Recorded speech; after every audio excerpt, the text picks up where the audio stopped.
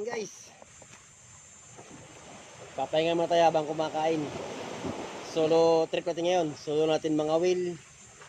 Solo humagis. Solo mag-camping. Solo mag-picnic. Solo mag-hiking. Mag-isa lang tayo ngayon dito. So may baon tayong tubig. 2 liters yan guys. Panigurado yan. Tapos may baon din tayo syempre pagkain. Diba? Masaya. So meron tayong pagkain dito. Yan guys oh. Ay. Yan guys. Ipon sa katulingan. Sarap yan. So kakain tayo ngayon. Ciao mga master. Okay. Ayos, delicious.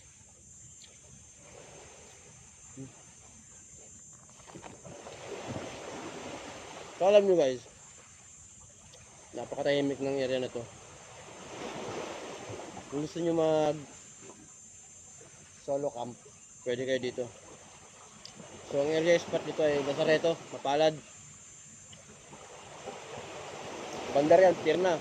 Ito Lazareto. So maganda dito. Kaso yung isda dito nahabog na kasi. Gawa ng daanan ng barko sa kabangka. Kaya mailap. Ang hirap paagatin. May kumagat man, maanhok pa.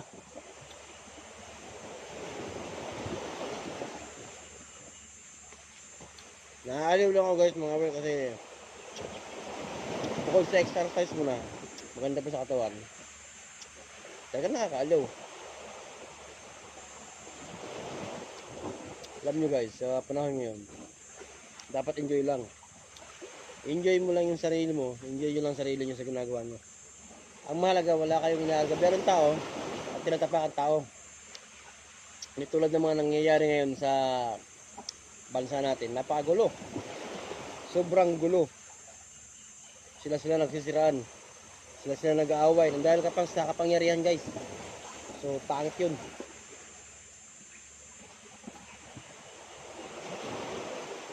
So nakakahiya tayo ngayon kasi ang bansa natin ayon sa balita top 4 na sa most corrupt country. So malapit na tayo maging top 1. Pag naging top 1 tayo, most corrupt country lalo na masikat tayo guys. So dapat iwasan yun at maagapan hanggang hindi pa huli lahat. So bagamat food trip na tayo, bahala sa